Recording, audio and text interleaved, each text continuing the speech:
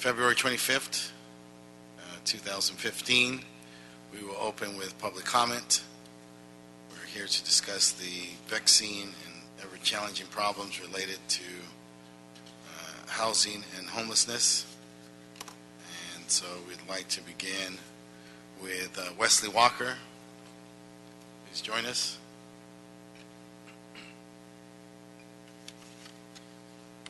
Jonathan Ayo, Madeline Reich,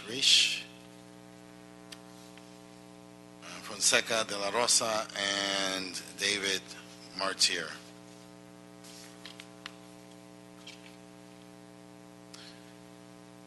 Mr. Walker, welcome. How many minutes? One? Yes, sir. Okay, we went down a little bit there, huh? My name is Wesley Walker, and I'm here with Renter Days for the representative from L.A. Can. And while we are somewhat encouraged that the committee is discussing items on housing related to homelessness today, we simply need to do more. And we need to address the fundamental solutions of housing and homelessness crisis. We need to strengthen tenant rights and housing preservation. But I'm really here to talk about quality repairs ordinance, and I would love very much for you to consider putting that motion forward to the full city council, because people work hard for their money, and when they have to pay their rent, they want to come home to a fairly safe and healthy home. So I'm just here to remind you that we need to have that ordinance passed. Thank you, Mr. Walker.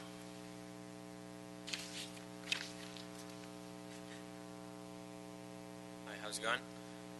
My name is Jonathan. I'm a part of the Renters Day LA as well.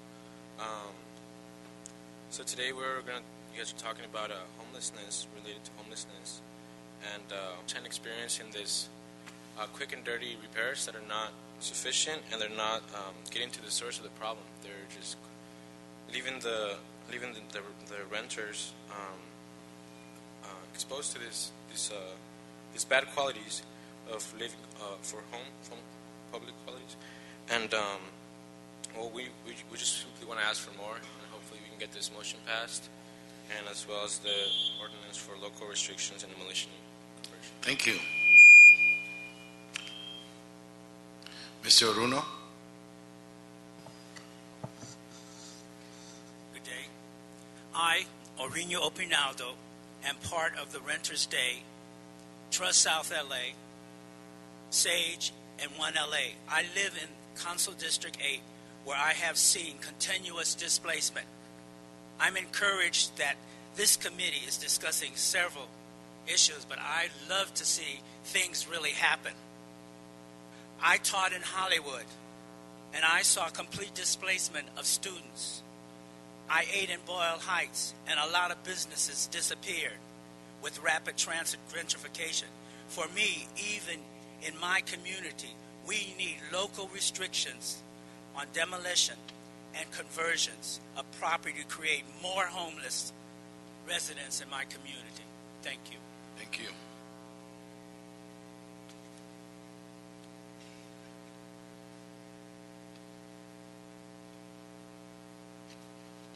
My name is Madeline Rush, and I am a senior at Occidental College and a resident of Highland Park, and I'm here with the Raise the Wage campaign. I started going to Occidental 4 years ago, and when I moved to LA, I fell in love with Eagle Rock and Highland Park because of its economic, racial, and ethnic diversity that reminded me of the neighborhood that I grew up in Chicago. And there are folks who have been living in the neighborhood for generations, and it just gave this really great neighborhood feel that I've really love to call home now. But in the last few years, I've realized and noticed the changing with the development and gentrification of Highland Park. Folks who have been living in the neighborhood for generations can no longer afford to pay rent. So for me, I see the connection between raising the minimum wage to a living wage of $15 an hour as being an issue of housing, being an issue of. issue of justice for folks in neighborhoods like Highland Park. Thank you. name is Francesca Della Rosa, and I'm with Works and the Renters Day Coalition, representing close to 30 organizations across the city. We promised at last year's Renters Day that we would come back this April to celebrate with you on passage of at least one significant policy measure that would address the housing crisis. The items on today's agenda are important, but truthfully, we need more than this. We need an all-hands-on-deck approach to tackle this crisis.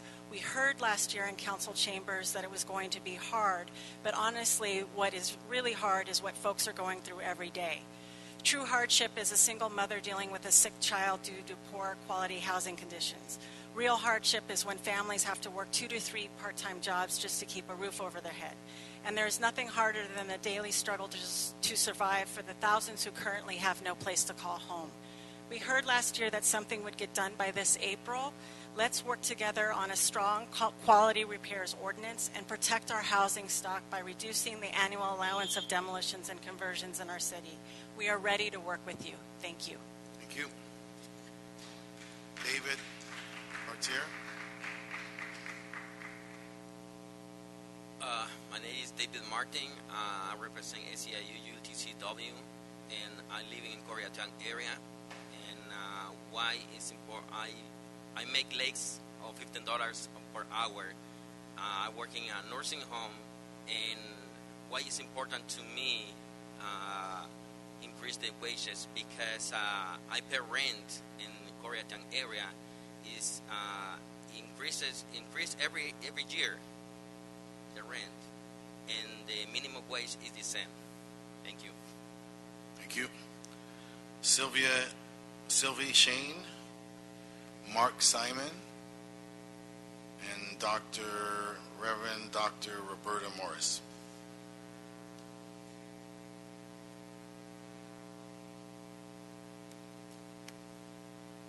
Good afternoon, members of the Housing Committee. My name is Sylvie Shane. I live at the historic Villa Carlotta in Franklin Village in District 4. I'm here today on behalf of myself and the fellow remaining tenants who are all being evicted as a result of the Ellis Act. I came here today by Metro after walking down to the Hollywood and Vine station. Every time I walk to it now, I count how many days I have left before the Ellis goes into effect and I no longer have access to it. Today it's 52. The Ellis Act, as you know, is a state legislated law to allow landlords a way out of the landlord business, but now it's being used rampantly as a way out of the rent-controlled laws. I'm asking the committee to please, on behalf of myself and other tenants like me throughout the city who are considering now having to leave the city of Los Angeles that I love so much because I can no longer afford to live here if I'm displaced, to look at measures to support Ellis Act reform and other measures that support tenants' rights.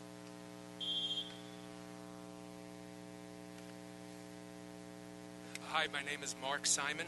I represent the Rodney Drive Tenants, a group of long-term community-involved residents of Los Feliz Village facing imminent eviction under the Ellis Act by a landlord who owns dozens of properties from Hollywood to Koreatown to Silver Lake. Previously, we had to fight off the typical tactics of this new owner who knowingly buys a fully occupied, rent-stabilized property and then tries to oust long-term tenants through a combination of harassment, petty payoffs, and intimidation. We support the Renters' Day demands and stand in solidarity with renters citywide who are struggling to defend their homes. The Ellis and Costa Hawkins Acts are major obstacles to addressing affordable housing crisis in Los Angeles and the least affordable housing market in the United States, reducing the standard of living for everyone and adversely affecting to a major degree the health, safety, and well-being of our poor working class and middle class fellow citizens. Thank you. Thank you.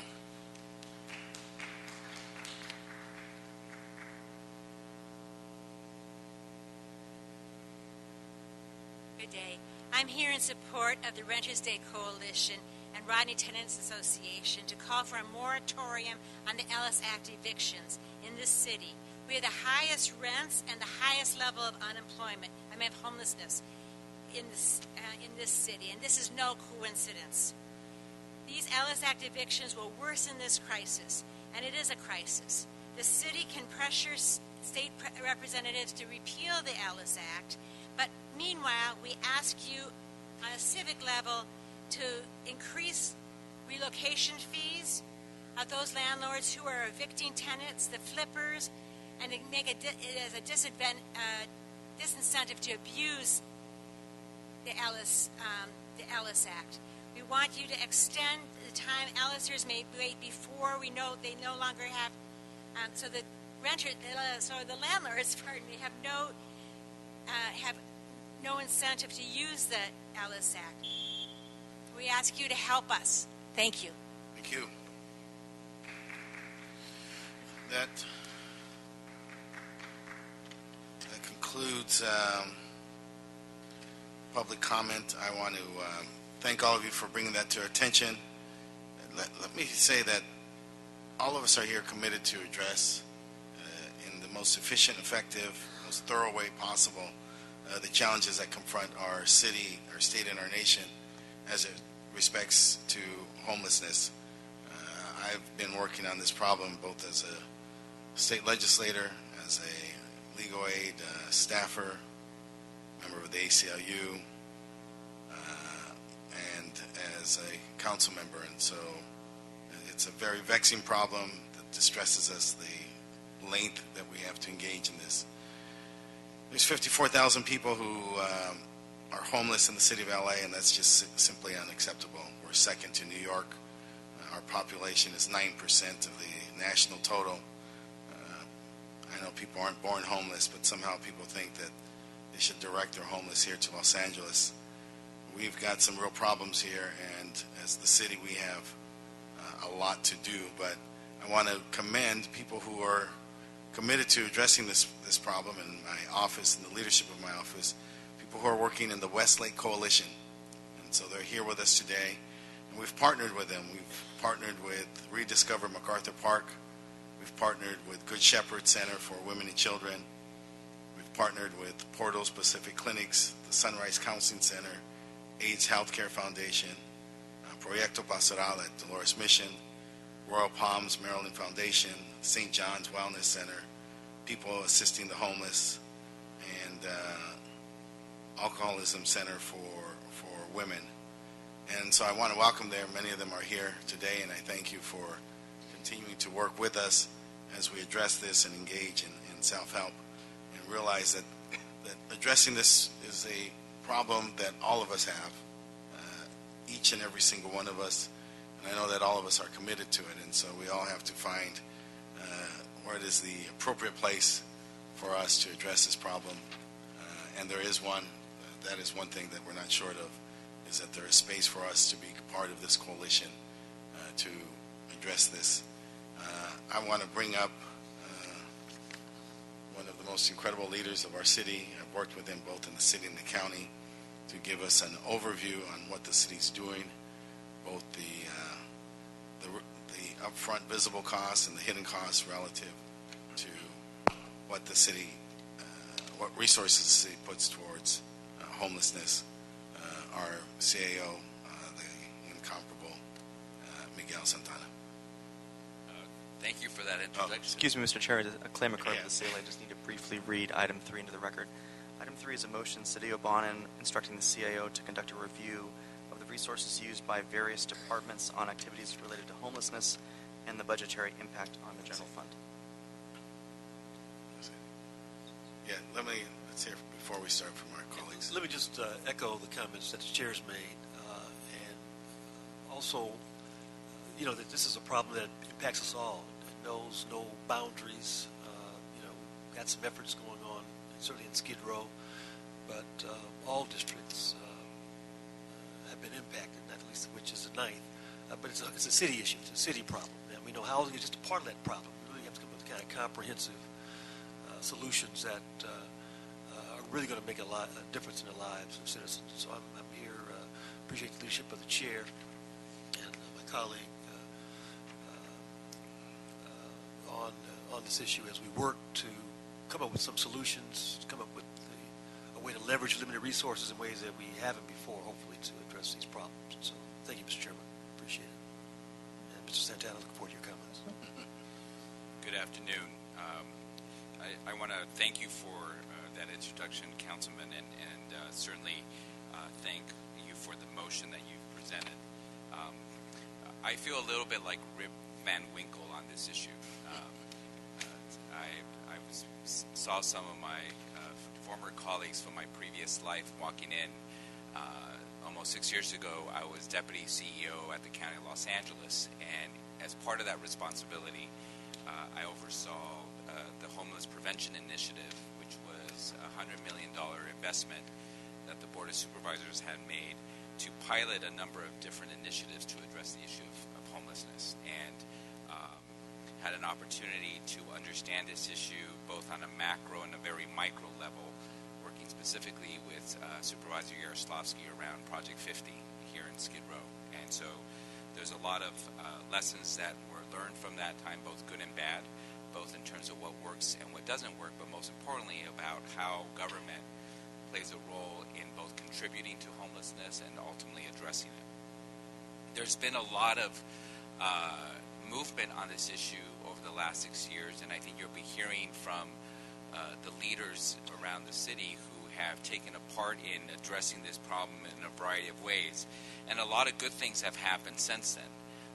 The most important thing is that there is now a spirit of coordination and collaboration between all of the various agencies around homelessness, and there's led by LASA and in its efforts to bring a more streamlined, coordinated effort, they established a coordinated entry system through the United Way so that we could actually start identifying, tracking, and more importantly, servicing homeless individuals based on their unique needs, and doing a sort of a match.com when it comes to housing, identifying the specific needs of each homeless person with the available housing stock.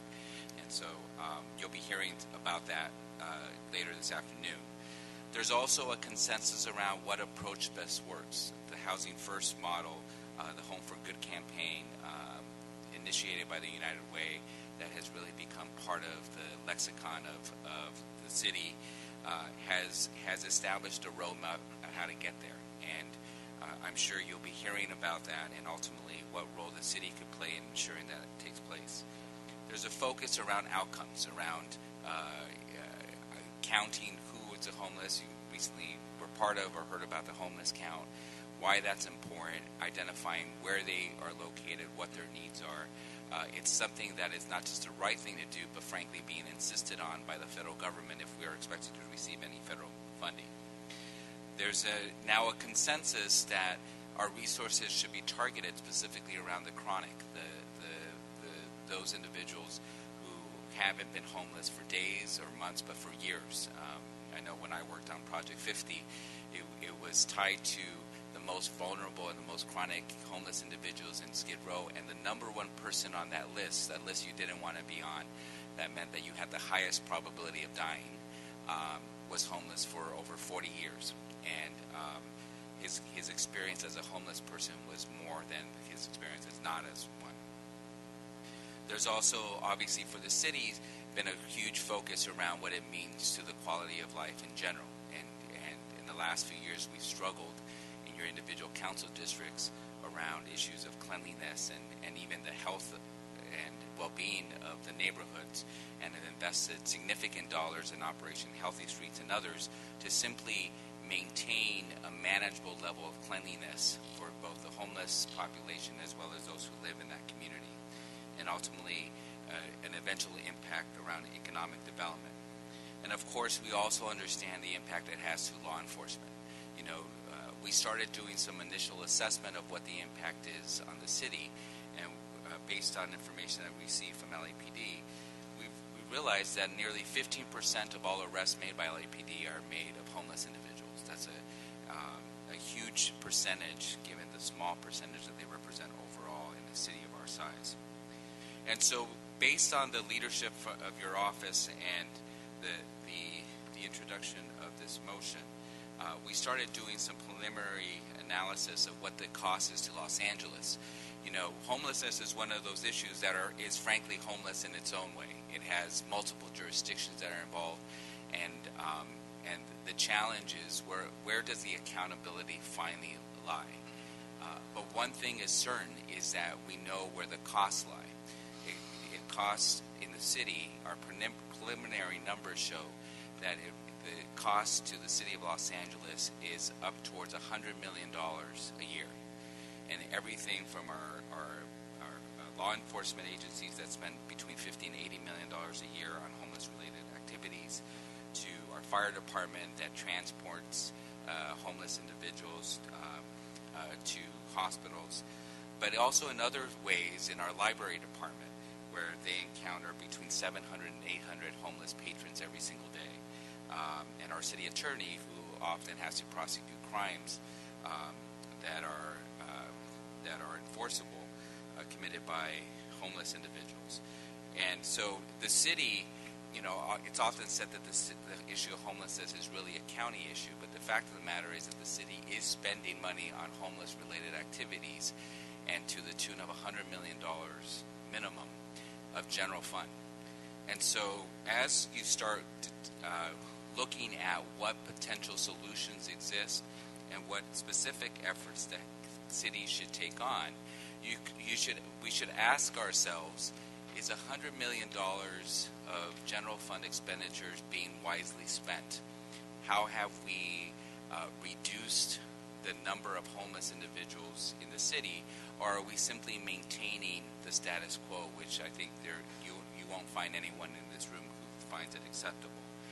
All of that in a context of some of the public comments that you just heard, specifically around the cost of housing in Los Angeles, the wages and the difficulty people have in simply making ends meet, and the huge percentage of our community that lives in the margins, and of course the lack of or reduction of other federal and state resources that in the past we could rely on.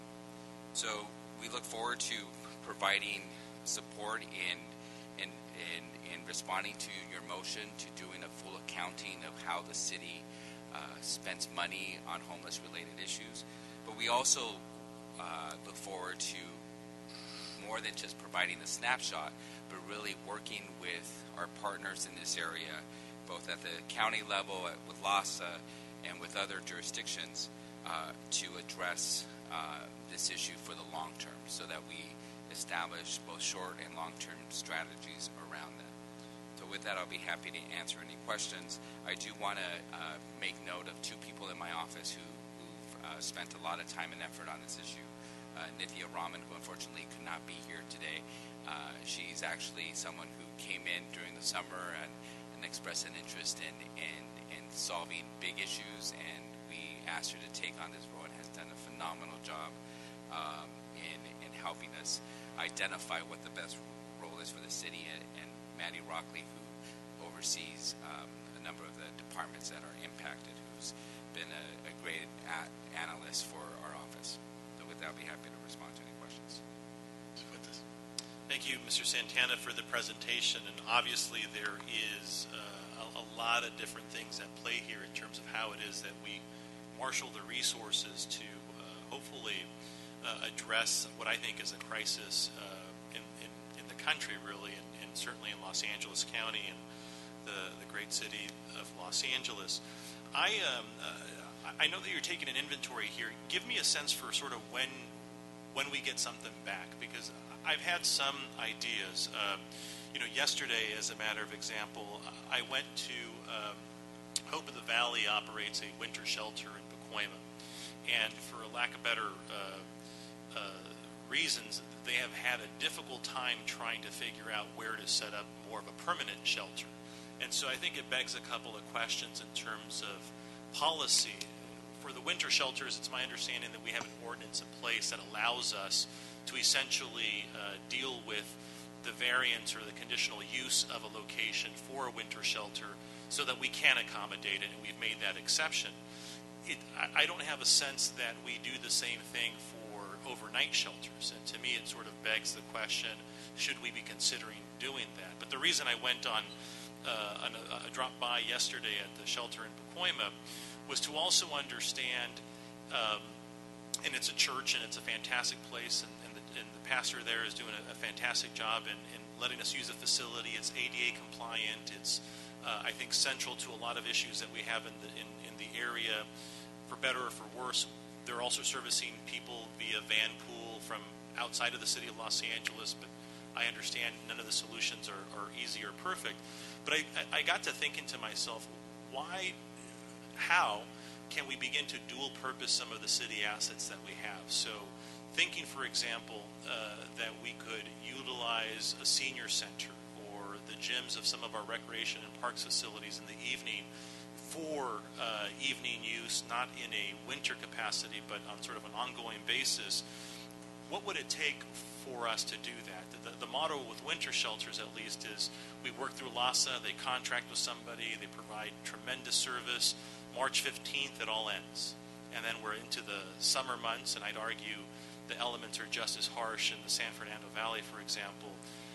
In this inventory, can we begin to start thinking out of the box a little bit here? Or maybe the right way is to say start thinking in the box. That is some of the city assets in Los Angeles. I think of a couple of parks and senior centers as sort of the obvious ones, because after 5 p.m. they're idle. And so why couldn't we begin, and they're probably in the properly commercially zoned areas too, that would hopefully not add any pressure to single family residential neighborhoods like the one that was being proposed in my district. But to me, it seems like there's a real opportunity there, assuming that LASA has the funding to help us in the evenings in non-winter months. I say all of that to plant a couple of seeds here, because I know that you're doing an inventory, but I think it's important for us to also realize some of the untapped resources that might be at our disposal. So, just to answer this question by telling a bit of a personal story. So, I went to Whittier College, and for the 4 years I was there, I actually managed a winter shelter. It was a rotating shelter that moved from church to church every week, and it was just for the winter months. And the role that I played was to bring in volunteers to make sure it was running properly. I slept there many times personally, did my homework when I was a college student, and that experience was very formative in my own thinking about this issue. One of the interesting things that I realized doing that is that every year we saw the same people. That the numbers grew, but there was a core group of individuals that came, sometimes families that were there, and every winter they would show up at the winter shelter, and basically the goal of the shelter was to ensure that people survived the winter. It wasn't necessarily to ensure that they were permanently housed or to find a pathway out of homelessness. It was essentially a temporary solution for a problem that none of us control, which is the weather. So a different way of answering your question perhaps is to think about the winter shelter more as a temporary solution, and ultimately think about what is the goal that we're trying to achieve, to ensure that we're not seeing the same people year after year after year.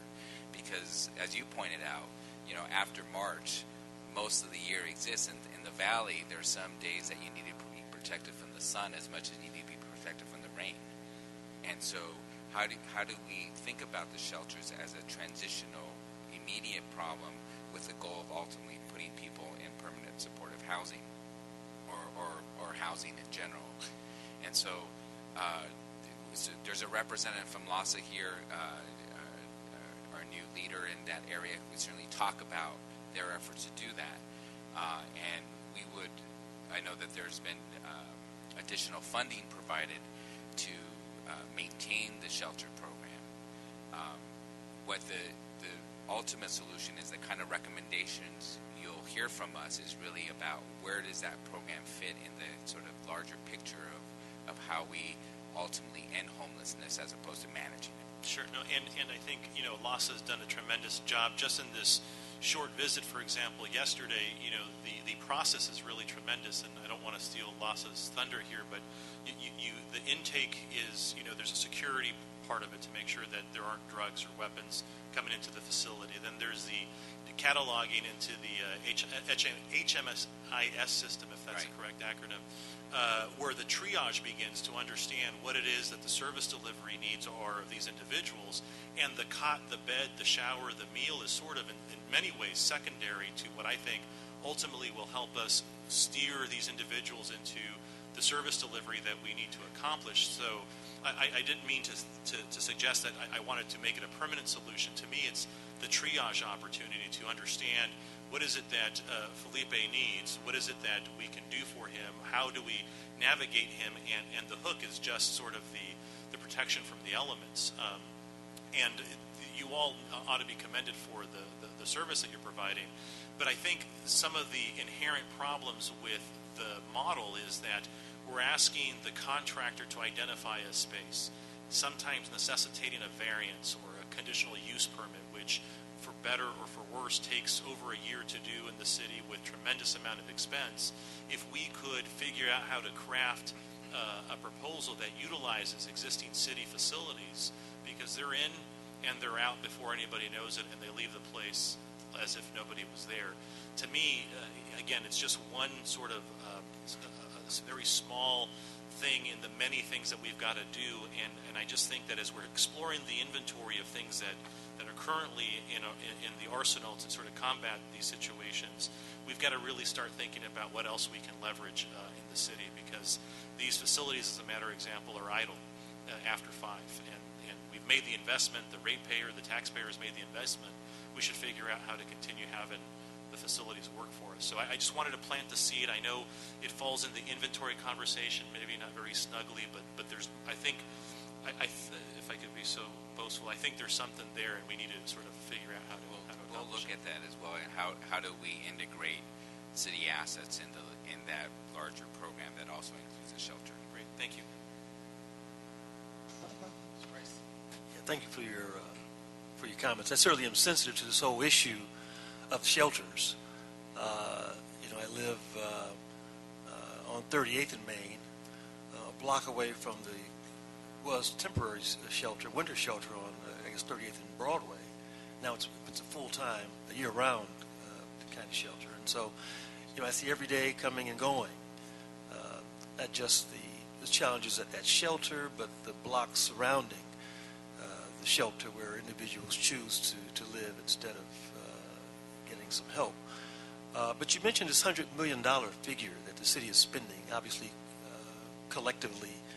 Could you give us some breakdown, kind of where those dollars are going in terms of dealing with this issue? So again, this is our preliminary assessment following the motion, and our final report will be issued once the council approves the motion, and we have a little bit more time to put it together. But in our initial research, for example, we estimate that LAPD, for example, is spending anywhere between $54 million to $85 million on activities that involve interactions with the homeless. And I see some of the leadership of LAPD here certainly played a major role in addressing the issue in Skid Row in particular. The fire department, we know about 7% of the ambulance transports are of homeless individuals. And so those are generally folks who we don't get reimbursed for that cost, so that's a revenue that we don't receive. And again, back to LAPD, about 14% or 15% almost of the arrests are of homeless individuals. We're finding that in other areas, for example, in our library departments, where they provide services to anywhere between 700 to 800 patrons that are homeless. And again, on the point that Councilman Fuentes raised, where we look at the assets that the city has, our libraries, and it's not just in the downtown area, it's in virtually every library in the city, they've become refuge for the homeless in many ways, where there are impacts to their ability to provide services, but many calls that LASA receives or that our own public safety departments receive are coming from our own library system. And so one thing to look at is how do we use that network as a way of perhaps providing greater outreach and connecting that population to services, and certainly using the coordinated entry system program that's being promoted by LASA and the United Way as a way of accounting for those individuals and tying them to a larger program. The city attorney, just an initial assessment, is spending about $3 to $5 million a year just on prosecuting cases related to the homeless. And we're trying to obtain information from Rec and Parks, for example, the kind of expenditures that are there. I know I was given a tour personally by Councilman Bonin in Venice Beach, where he showed me the impacts along Venice. So in our initial assessment, sort of putting all of these numbers together, it's approaching $100 million, and we're not done yet in terms of doing the kind of assessment. One of the things that we've seen is that there is really no way of capturing it. People count homelessness in different ways. Different departments do. And so it's been a bit of a struggle when we ask departments, could you give us a sense of how much you spend on these activities? And so we have to come up with a common language and a common approach. And so we would recommend actually, as part of a directive from the council and the mayor, is that we centralize how we do that, and actually perhaps too soon for this budget cycle, but actually have a budget that summarizes what we spend, so that we could look at that revenue and think about how do we redirect those resources to a way that actually ends homelessness, not just manages it.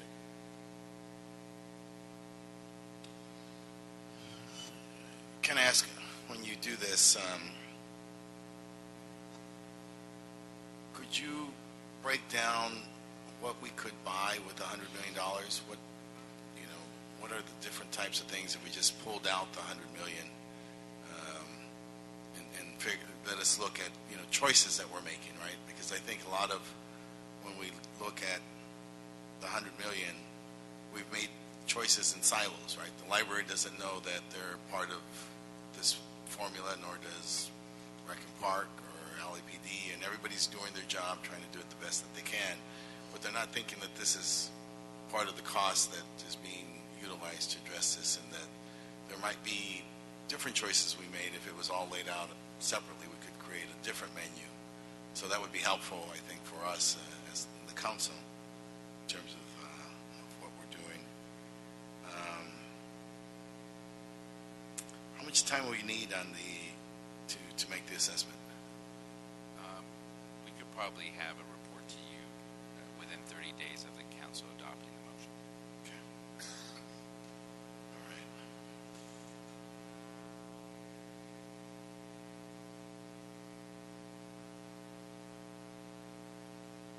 Any other questions?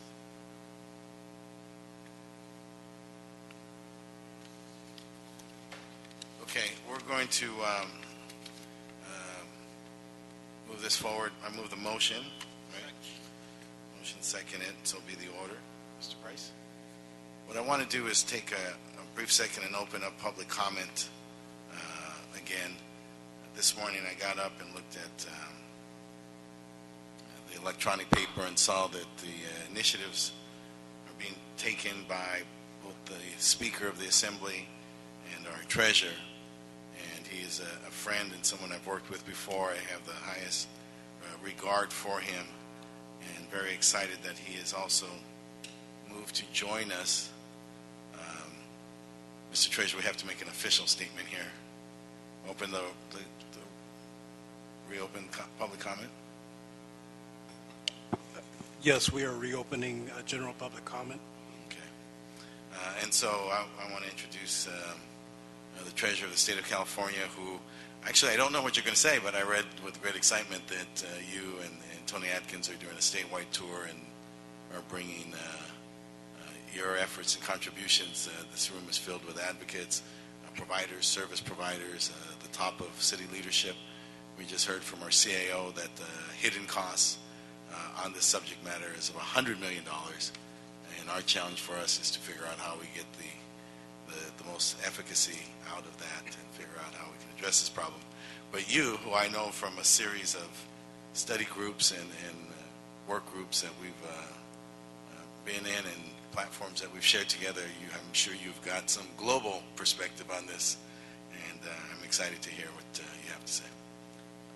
well, Councilmember Cedillo, usually I call you Gil, your dear friend. Thank you for your extraordinary leadership on this issue, and Councilmembers Price and Fuentes.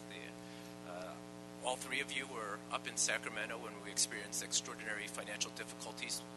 You understood that the elimination of redevelopment agencies eliminated the 20% set aside for low and mod access funding. What we work on the state, and I sit on 3 of the state's 4 housing authorities, and I chair the 2 affordable housing financing authorities, is that we created the gap financing because oftentimes when you want to create financing for low-income housing and for special needs and the homeless, it requires assistance from the federal government, from state government, and from local government contributions. And when you lose any of those sources of contributions, either funding or financing, you lose access to the creation of that type of housing. And so the speaker, and Gil, it's your, or Councilmember Cedillo, it's your top flight staff that asked me to come over to provide a quick summary of what the speaker's proposals included. So what she wants to do is establish a permanent source of funding for affordable housing by placing a small fee on real estate transaction documents. Second, she wants to increase the state's low-income housing tax credit by $300 million. Third, she wants to create legislation to create a framework for how California will spend any funds received from the National Housing Trust Fund that are expected to flow to the states in 2016. And then fourth and last, she will be using a portion of the Proposition 47 funds to reduce recidivism through investment in rapid rehousing and housing supports for formerly incarcerated Californians. What we're doing, and I identified in my inaugural speech as treasurer that housing is the top of the priorities for us in the treasurer's office in regards to policy issues.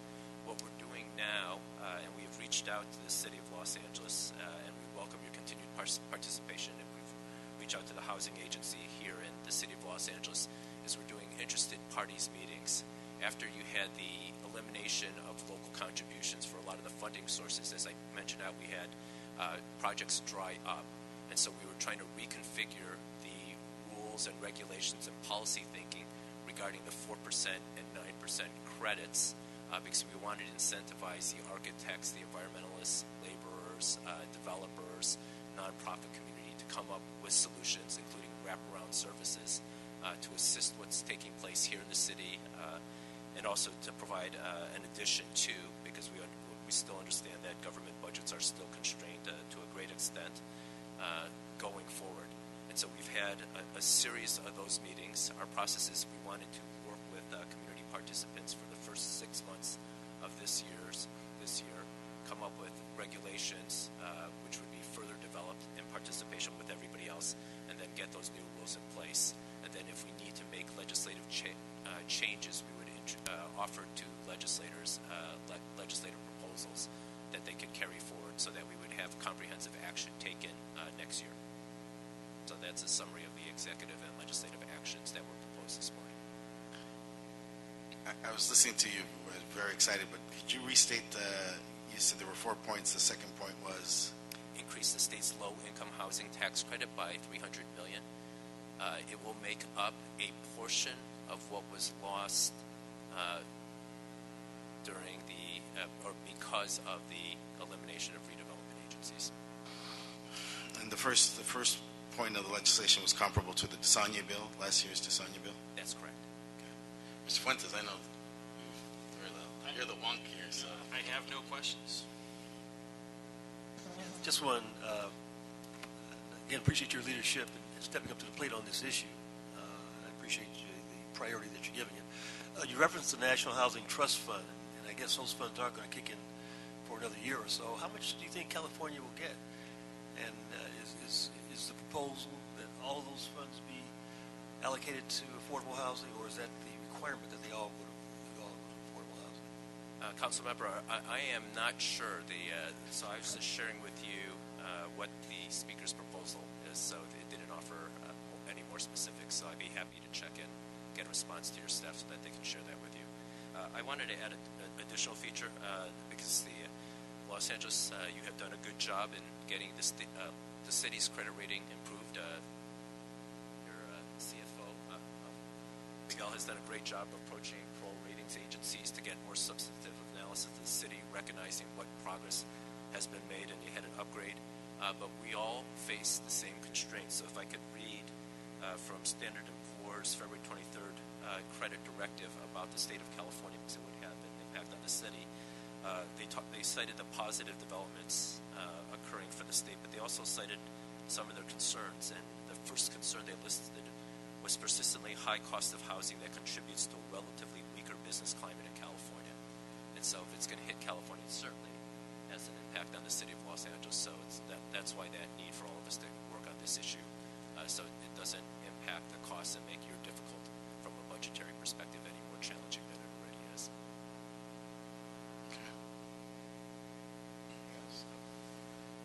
We're very excited to have you here. I'm reluctant to let you go. I know you've got a very busy schedule, but any other thoughts you want to share with us? Your attention to this means a lot to us, and also the speaker. And I know we were up there recently talking about the seismic retrofits, and so we see it all as part of a kind of a woven strategy, protecting and creating quality affordable housing. The retrofits we see as part of a way of backing in to making sure that the housing stock is safe and secure. One earthquake could devastate us, and we'd have a very adverse position coming out of that with respect to affordability. Any other thoughts on, for example, housing costs? What are the factors that you see or that you hear from the industry, the things that we could do to reduce that? I think in general, we have a housing crisis, and we simply do not have enough stock, and it's at every level. It's affordable, market rates, special needs, new housing for new families, new couples, new college graduates. We simply don't have enough. And so, what do you hear? What are your thoughts on that? What are the things that we can do as a city? Let me address, because you raised two interesting points. You raised the earlier portion about seismic retrofit. So my staff, we are the state's banker, so we are in discussions with the city staff. The introduction as to the whole formula of making this work, we're looking at on-bill repayments for energy efficiency. And so if we can establish that and get through the market hurdles and some of the regulatory hurdles that not only exist in practical application at the state level, but some of the hurdles that have been imposed by the federal government, if we can achieve progress in that area, it would certainly assist the city of Los Angeles as you go forward with your thinking in regards to financing seismic retrofits and the on-bill repayment. So we're sharing our experiences. The good aspect of it is you're second, so you're not going to get all the failures from the first go around that have really impinged the progress of some of those, not only the commercial but the residential retrofitting activity. Secondly, we can go through all the governmental efforts that we can. This requires significant private sector participation, so we can try to reduce we can encourage all efforts by government entities to reduce costs.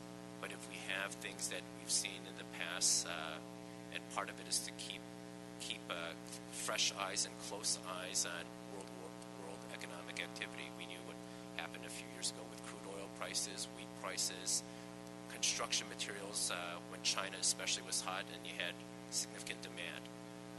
So those are factors that are incredibly dynamic and very, very challenging going forward. And so those are efforts that if we bring the private sector together to try to think about how we hedge, that may provide some assistance going forward. Okay. Anything else? Mr. Treasurer, John, what a great pleasure to have you with us, and thank you for joining us today. Always an honor to be with you. Thank you.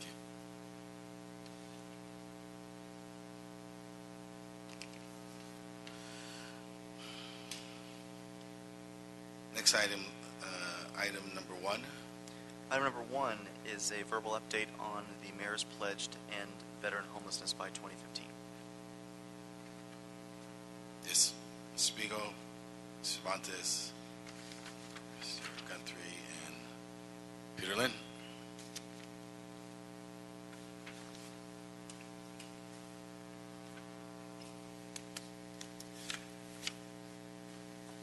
Gentlemen.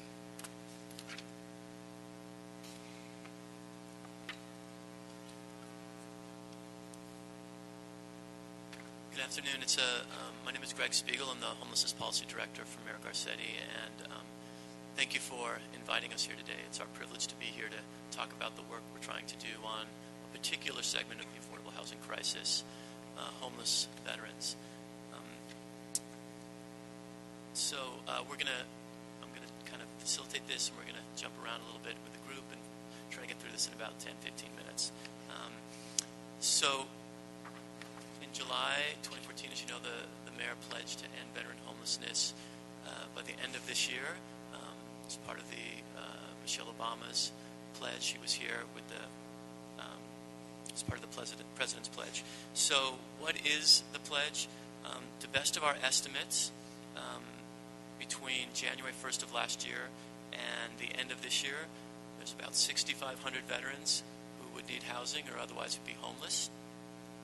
And so far in 2014, we've housed in the city of Los Angeles, among all the partners, 3,375. That's more than halfway home. We're on a pace for accomplishing the goal. However, things are going to get really tight as we're moving forward because of all red tape, and we're going to talk a bit about some of those challenges. If you look at the page 3 of our handout, this is a slide prepared by United Way and Home for Good, who is our partners in this effort. And that slide shows the monthly housing placement rate that we need to do to get to zero on veterans homeless. So we need to house, and based on our estimate, 263 veterans a month in the city. And our current average is slightly over that, but that's going to be moving. And it's getting tougher to house people as we're tougher to find veterans, and so we're going to be racing here towards the end. The goal, what is it really going to mean? Where we want to get to is that in any 1 month, we have fewer homeless veterans than we house each month, so that people are still going to continue to be homeless, but that we get the number low enough so that we can house them the next month based on our current placement rate. So that's what getting to zero really is. Isn't that veterans aren't going to become homeless, but we could rapidly rehouse them.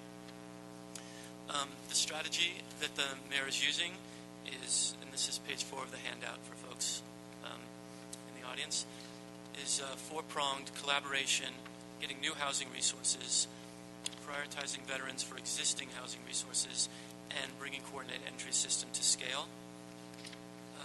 With regards to collaboration, that's happening in part at the city family level.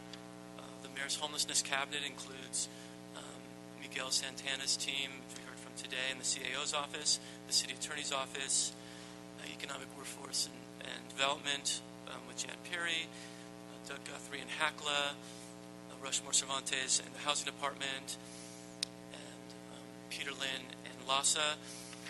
We're also working with Home for Good, as Mr. Santana talked about. They've really started this effort in 2010 for really ending homelessness instead of just managing it.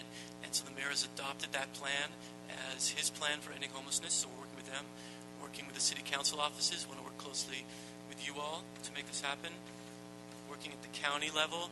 Just 2 days ago, Peter Lynn and I met with the county homelessness deputies who met for the first time in 2 years. We want to work together, city and county, to address this because, as you've acknowledged, this is a regional issue. Michelle Wildy from the West LA Veterans Affairs is here today with us, and one of our close partners in making this work. We're all going to have to do this together, as well as on the federal level, HUD and the VA. Just a moment to explain Home for Good. People from United Way couldn't be here today because they had a full schedule of meetings that they're doing today, but Home for Good's over 200 stakeholders. It's the private sector, it's the public sector, faith-based community, philanthropy, and Home for Good's 3 main elements. One is it's the initiative to end chronic homelessness by the end of 2016 and veterans homelessness by the end of this year. It's cross-sector collaboration, and as Mr. Santana was talking about, this effort is data-driven. We're focusing on outcomes of permanent housing. It's not enough just to manage homelessness anymore, and we're going to track it, continually evaluate ourselves, and keep adopting best practices to hone that effort. Then let's talk a little bit specifically about getting new housing resources and what's been done on that front. And Doug, would you mind talking about that? Sure. Thank you, Greg. I'm Doug Guthrie. I'm the President and CEO of the Housing Authority for the City of Los Angeles. We run, just to put it in perspective here, the largest program addressing homelessness in the United States.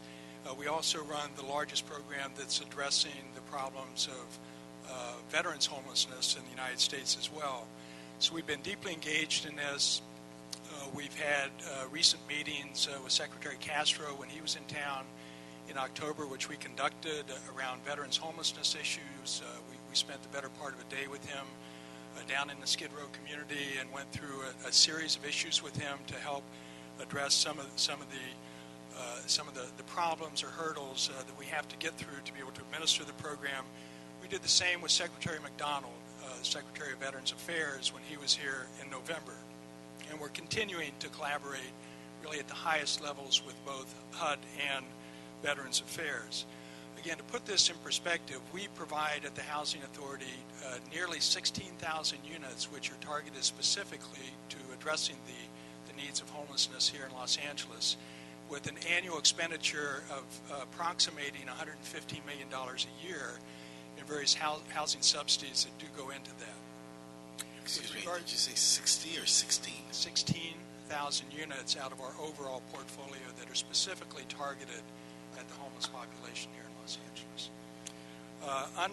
Specifically for the Veterans Program, we run the largest VASH program in the country. We currently have an allocation of 3,179 units for this program, which is the largest program again in the country. Last year's allocation, which we received in October, was actually triple the next largest size allocation in the country. Through the efforts of... Yes, sir. Excuse me, what was that program called?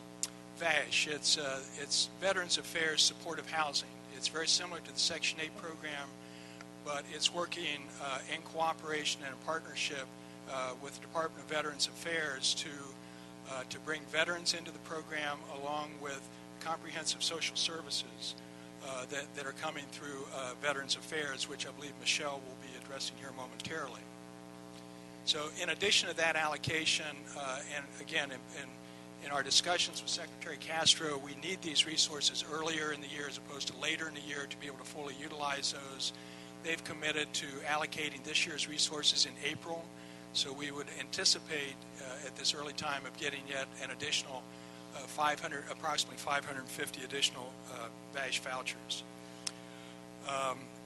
So we are working with regards to that.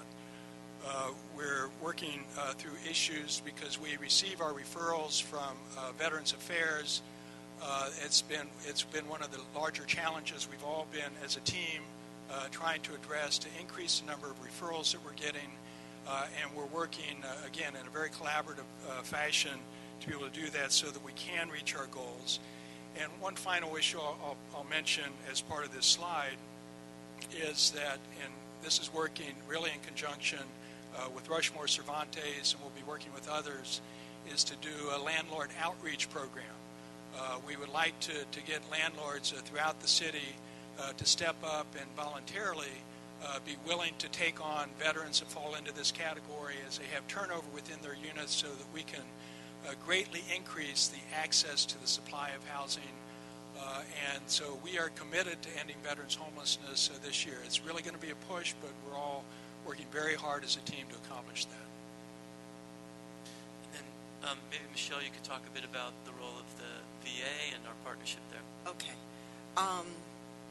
Conversely, I will talk about that, but I'll give you a little bit of historical knowledge about the VA here in the greater Los Angeles area, because we're holistic. We're not just a healthcare system, as you can hear from our partners. The VA, just for homeless initiatives alone, has over 400 staff and a budget of about $45 million in just the year 2015 alone, and the resources to house over 7,700 homeless veterans through emergency, transitional, permanent housing, and the VA supportive housing that Doug has talked about, the VASH, the HUD VASH housing. Between 2011 and 2014, the number of homeless veterans in our catchment area, which is largely the city of Los Angeles as well, declined. We had a decline of 38% of homelessness for homeless veterans in this area. So we're well ahead of the rest of the country, which averages about 25% decline, which also signifies the great work, the collaborative work that we've all done here in the city and county of Los Angeles. The innovations that we've had, and the most recent innovations in collaboration with the city of Los Angeles are we're redesigning our HUD-VASH teams. The VA, the VASH side of the Section 8 portion of the housing is provide clinical services, social services, holistic services, health care, substance use disorder, and other treatment while using a housing first model.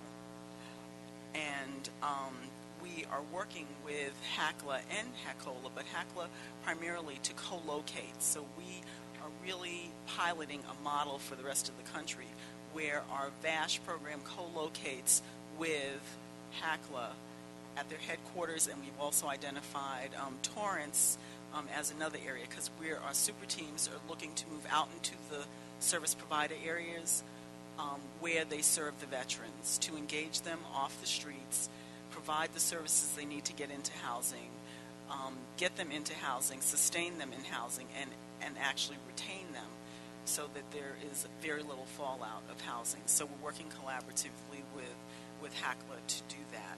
And we've been working also with the mayor's office to find other spaces in other portions of our service provider areas within our catchment area.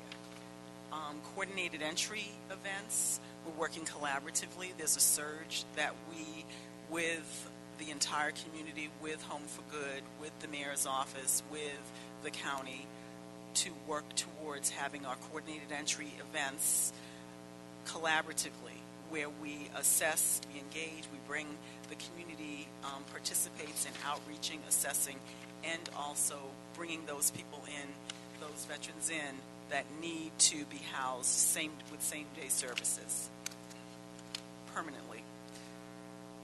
Other important aspects of how we're collaborating with the city and with the mayor's office is through our voc rehabilitation for our homeless veterans. So we're working with the mayor's office with a 10,000 strong veterans hiring initiative to assist our veterans in reintegrating into the community and those that can work, getting them back to work and moving forward with their lives. We also have jail diversion programs that we're working with. We have that actually for the VA in 5 counties. But Los Angeles was the first veterans court that we have. We have 7 veterans courts. But Los Angeles is the first veterans court and the first collaborative that we had in the beginning. And we're also working with the Sheriff's Department in piloting a program for early release of incarcerated veterans, as we know that their veterans, once they're released from jail or they're diverted from jail, they go into homelessness. And so we're trying to reintegrate them back and provide permanent housing solutions for them as well. So for our future, as Doug talked about the number of vouchers, how we're the largest programs in the country, for the future, we are working collaboratively to make sure that we have a seamless system in provision, in engaging, assessing, and providing HUD-VASH vouchers for our veterans. And we're working very closely also with HACLA for our ineligible veterans, because by co-locating, we'll be able to provide eligibility services to them as well, to get those veterans who are not honorably discharged and are not health care eligible into permanent housing as well. So let's talk a little bit about that. The next slide, prioritizing veterans for existing housing resources. Maybe Doug, you can talk about what you're doing on that front. Yes, very briefly, as Michelle just mentioned, we have predominantly the veterans do qualify for the VA programs and for the VASH. However, we have a large number of veterans that have served their country but have been less than honorably discharged, which are not eligible for those types of VA programs. And we've recognized that kind of gap in the system that we have here in Los Angeles So earlier this year, the Housing Authority committed 500 units of its Section 8 housing to specifically target those veterans that wouldn't otherwise qualify for VASH. That will be accompanied by mental health services, other needed services to make that program work as well. In addition to that, we want to take advantage, working with Rushmore and HCID, to be able to leverage the Prop 41 resources that are becoming available from the state to provide longer-term solutions for veterans housing. So we're doing that. And one final issue that's not on the slide is that we have a long-time cooperative relationship with HCID, where we work jointly on NOFAs to do supportive housing, and increasingly we're building a pipeline of supportive housing that is specifically targeting veterans as well. Rushmore, would you want to talk about the development pipeline? Absolutely. Thank you very much, Greg. Rushmore Cervantes with the Housing and Community Investment Department. In addition to the Emergency Solution Grant dollars that HCID passes on to LASA, of course, we manage the home investment dollars that are federal funds, as well as the future Prop 41 dollars, as Doug mentioned, as well as future cap and trade and National Housing Trust Fund dollars. We also collaborate with the County Department of Mental Health on the MHSA, or Mental Health Service Act funds, as we funnel those dollars through for the creation of homeless housing as well as veteran homeless housing. And as this committee knows, that we've established a 2-year pipeline of projects, and of that, since July of last year, 2013, we have created 11 projects totaling 367 units of homeless housing, of which one of those is veteran housing, as well, which includes 32 units. But what we have in the pipeline are an additional 20 projects that are coming forward over the next 2 years, totaling 622 units. And of those 20, 9 are veteran homeless specific, totaling 290 units. Actually, one of those 9 has actually now become is finalized. That's the Roslyn Hotel that just recently opened up the other day. Our ultimate goal is to continue with the allocation of dedicated resources for chronic homelessness, including veteran homelessness, on a go-forward basis. Obviously, when we get to the end of 2015, that's not going to be the end of it. There's obviously a big push right now to get to the end of this calendar year, but thereafter, we've got the push for chronic homelessness. So we want to establish a pipeline on a go-forward basis that is able to continue to address those, as we're able to leverage our gap financing, our brick-and-mortar dollars with LASA as well as HACLA, and working with the VA to ensure that we have the appropriate wraparound services that go along with those housing units. So what we're saying is, for the veterans that are homeless right now, based on our estimate, which is an estimate, we don't know, we're going to get new homeless count numbers in May, where we'll see what the number, what a better guess might be. But we suspect that we have the housing resources already, and what we expect to pull down from the federal government to house every homeless vet in the city of Los Angeles. So now the challenge is finding the vet, moving them through the system, through eligibility, finding the landlords who will house them and get them into housing. We have the resources, now it's about moving them through that system. And just quickly, I think this is going to be talked more about later, that system is the coordinated entry system. That's how we want to do it. There's the outreach workers, there's housing navigators, Councilmember Fuentes, as you talked about, there's the database that has the information, the match.com to match them to housing services. That's how we're going to do it. We're continually trying to revise it, streamline it, and working with the VA and HACLA together to try to cut down the red tape and increase the timing. That's our challenge this year. Thank you.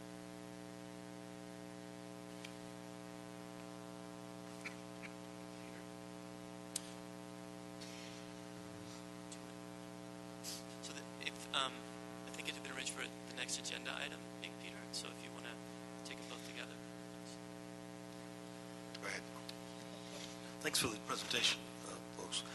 Give me what's our working number on the number of homes vets? What number are we working with? Is there so I think what we have, our best guess, again, these are estimates, is in 2015 that we'll have 3,154 in the city of Los Angeles to house. That's our estimate. And do you have a male-female breakdown? What's that?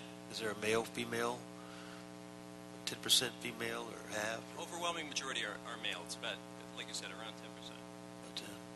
And refresh our memory on Prop 41 and why it's going to be important.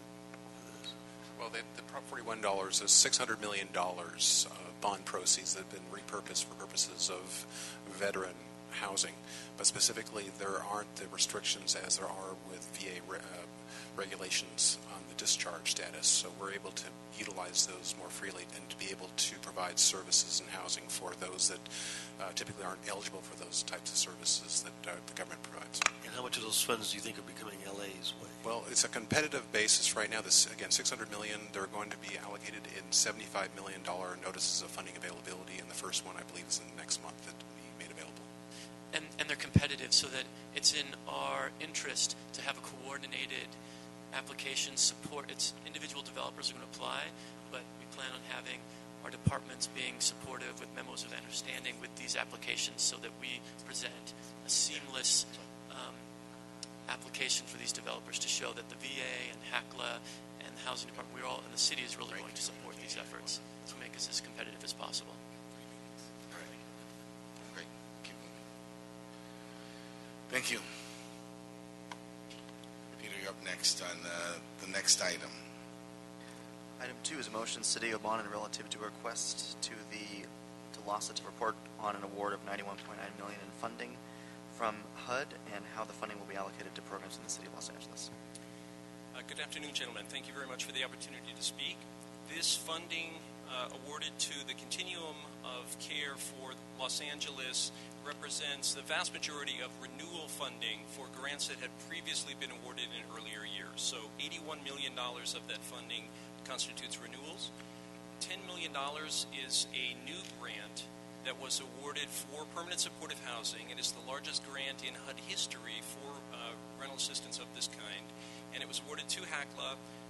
Will cover 550 units of permanent supportive housing as well as wraparound supportive services. So the grant is that one is unique. It was an excellent opportunity that was afforded to the community to bid for new resources. HACLA took advantage of that and put in an excellent proposal, and was awarded this grant. As I said, most of these are renewal grants. The vast majority of them are permanent supportive housing. They are awarded out in individual grant contracts to providers. Most of those are administered through the housing authorities within the county of Los Angeles. The great majority of those are out through HACLA. About 2/3 are through HACLA, about 1/3 are through HACOLA, the county housing authority, and a very small amount through the cities of Santa Monica and Pomona. In addition to permanent supportive housing, rental assistance, which is the old Shelter Plus Care program, it's about 70% of that $91 million. We do award some monies for transitional housing. It's about 22% of the grant amounts. Those transitional programs cover a variety of different kinds of up to 24-month service and housing programs. They focus on substance use and addiction treatment. They focus on domestic violence survivors. They focus on transition-age youth and a variety of populations that can be served within those kinds of programs. In addition, there are about 3% for services only. Those are the kinds of wraparound services that we're talking about. They also cover day centers and access points. And we get about 2% of that for the HMIS management information system to maintain our data infrastructure. This year, we were awarded new grants for rapid rehousing through the permanent supportive housing element of the new granting capability. And that was because last year we took the opportunity afforded by HUD to repurpose money. So we were able to scrape monies from older grants that were not using all their funding. We took about $7 million. There were contributions from the public housing agencies. There were contributions from underperforming grants. We put that together, rebid that out, and we're able to put $7 million worth of new permanent supportive housing and rapid rehousing on the street to extend the reach of these awards. So all told, $17 million of those dollars were awarded through new grants. Some of that was reallocated renewal funding. $10 million was a new grant for permanent supportive housing for HACLA.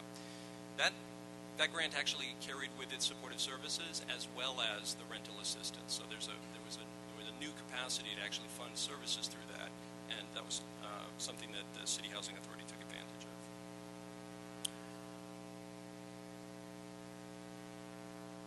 That is my synopsis of the $91 million HUD funding for the continuum.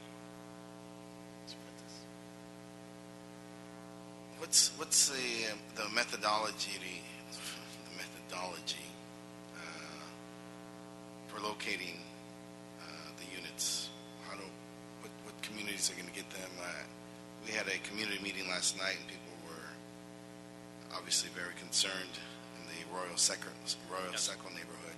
Yes. So I'm going to refer to this program as Shelter Plus Care, even though they changed the terminology. So it's most familiar to me as Shelter Plus Care. Initially, the grants for this type of housing were awarded for sites and the development of new locations and permanent supportive housing sites. Over time, that evolved to sponsor-based, which covered portfolios of sites, and most recently, most of these awards are tenant-based rental assistance. It functions very similar to a Section 8 housing voucher. We work with a provider, so that might be a provider like St. Joseph Center on the west side, San Fernando Valley Community Mental Health up in the valley, provider who is under contract to provide those kinds of services to a homeless client population. We also work with the Department of Mental Health. They were awarded grants in both the county jurisdiction and the city jurisdiction. Those providers cover the wraparound services and give access to the other kinds of services, mental and behavioral health services, physical health services. The rental assistance component is administered by the Housing Authority. The intake is through those provider organizations, but HACLA has required that all of those organizations use the coordinated entry system, so they are prioritizing the hardest to serve, most vulnerable individuals for all of those grants. And by and large, they lease up in the rental market. So I think almost all of these grants. I think all of these grants were tenant-based rental assistance. There were no site-based rental assistance. So they'll lease like a Section 8 voucher. It gives the individual opportunity to choose where they live.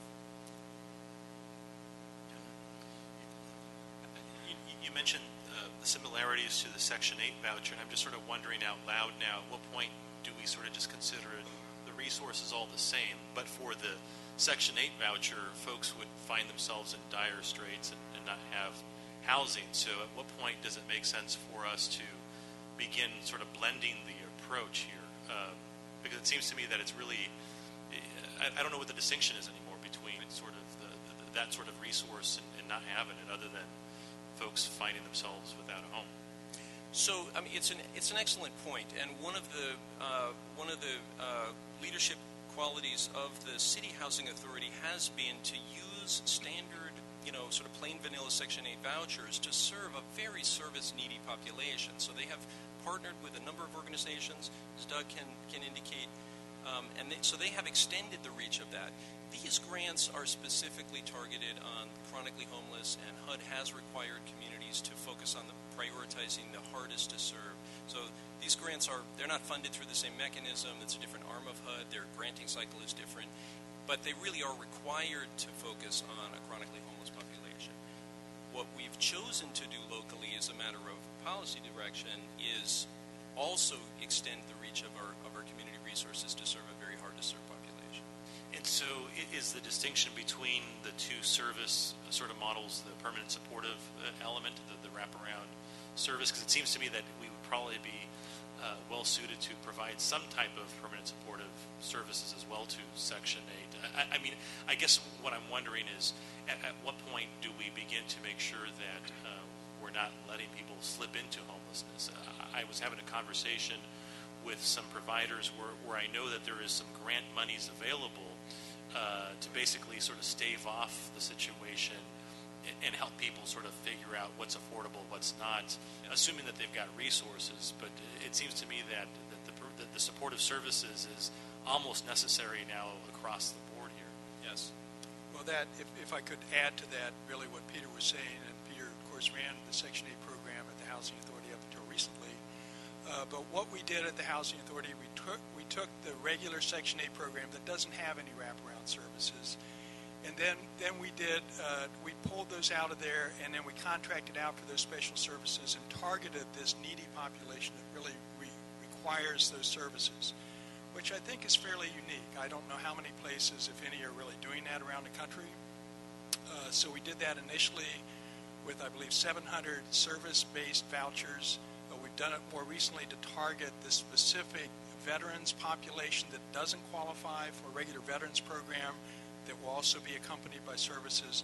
But we're taking that out of our regular Section 8 program to be able to do that. And we're all aware of just the overwhelming demand on affordable housing throughout all sectors of affordable housing. But we've chosen to really address the neediest of the populations here with those sorts of preferences. Just to speak to the question of prevention, we do have programs that work along the lines of what you're suggesting. Obviously, we don't have anywhere near the capacity that we had during the American Recovery, ARA funds. American Reinvestment and Recovery Act, excuse me. So under that program, there was a vast infusion of homelessness prevention and rapid rehousing funding. There was a contribution for prevention. It was along the lines of what you're saying, helping people not slip into or stay away from eviction. We also got rapid rehousing, which was a tremendously successful approach of getting families back quickly into housing after they had slipped into a crisis for an immediate homelessness. We are working with the County Department of Social Services to repurpose TANF money for families that are, most of which are engaged with their CalWorks programs, to get them into a rapid rehousing model and get them back out of homelessness using rapid rehousing funding. These grants also will provide that, although the majority of the funding did come out for permanent supportive housing and not rapid rehousing. It's a funding gap that we have within the continuum. And the biggest bang for our buck, right, is keeping people in housing. It becomes more expensive once they become homeless. So we're prioritizing and shifting resources to serve the hardest to serve, but we're going to create an echo down the line unless we're creating more affordable housing to serve this greater pool. So we're prioritizing now with the hope that we're going to start getting more affordable housing online to address the undersupply. Thanks. Bryce? Thank you. It's an interesting effort to calibrate this, right? Because if we don't have sufficient units, yet we give people vouchers, you got to figure out how do we get sufficient units so that we match those two. That's right. Sure, there's a question there, but it's an observation. Thank you. Thank you.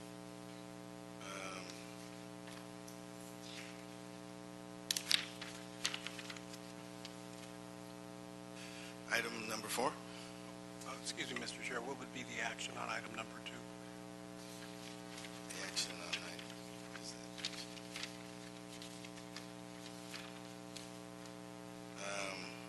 We want a report back on how the additional $10 million gets used in the city. We want an accounting of the city's general fund monies that LASA administers. And will you be moving this item to council or holding it in committee? Council. Thank you. Good afternoon. Peter Lynn, Executive Director for LASA. I'm sorry, I did not see this item. Could you repeat what the question was? On general fund items? We want to report back accounting of the general fund monies that you use. Okay. Stuart, I'm going to invite Stuart Jackson, who is our controller, to assist me with this. You don't have to do it now. Oh. No, I'm sorry. Okay, great. That's a relief. Thank you. We will do so. Yeah, that's the motion. Yeah, no. I'm Outstanding. sorry. Thank you, sir. How much time do you need? Peter? How much time would you need for that?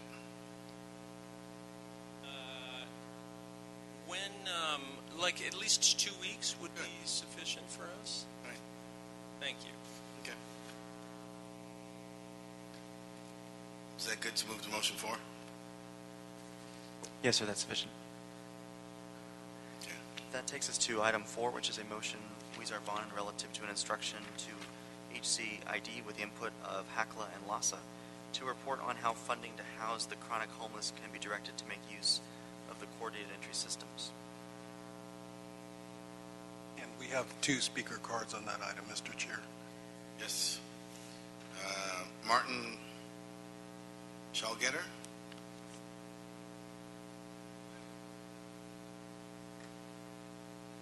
And Spencer Downing.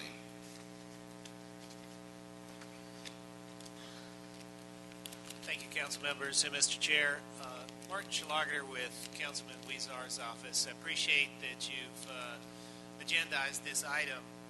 And it's a motion and an idea that comes directly from the Home for Good set of recommendations to affirm that city dollars for homelessness can make use of and are really focused on making use of the coordinated entry system. This intends to solve any prospect wherein permanent supportive housing dollars, the dollars that include wraparound services and therefore are financially intensive dollars, are provided to someone who perhaps could make use of lesser services. And so this is really intended to provide accountability for city funding on that's spent for housing the homeless.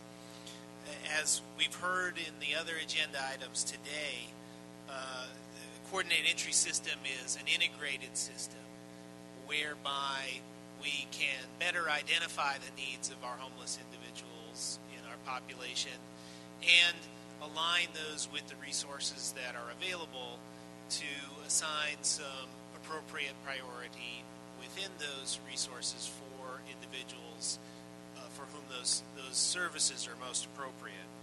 And so I'm here just to say that I'm appreciative of your consideration of this, but also to urge you to move it forward to council so we can adopt this as a policy of the city, that we want the accountability that coordinated entry system provides when spending city-specific dollars on housing for homelessness.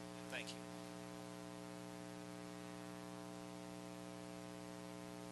Sir. Hi, my name is Spencer Downing. I'm the Executive Director of the Center at Blessed Sacrament. We are a day center for long-term chronically homeless people in Hollywood, and we have been part of seeing the coordinated entry system develop on the ground level. And as you go into this discussion, I'd urge you to think about a couple things.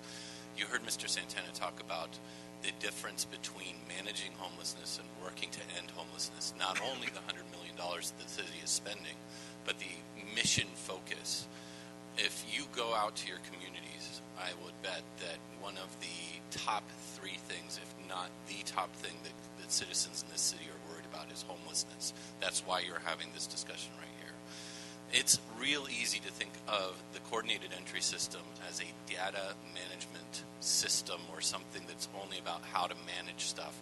Let me suggest to you, what the coordinated entry system has the promise of doing is breaking down silos between agencies, working to leverage all the resources that are out there right now that are working independently and not working together, and perhaps motivating your people to get something done. Thanks.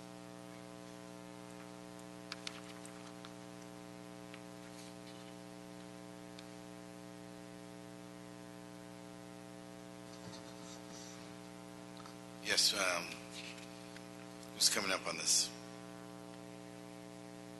Peter Rush.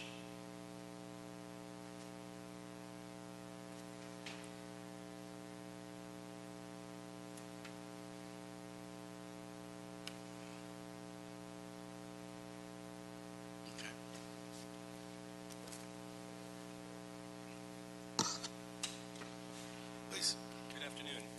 So Peter Lynn, Executive Director for LASA. Thank you for the opportunity to speak to the coordinated entry system and the uses to which the city and those of us who are part city agencies are going to contribute and make use of.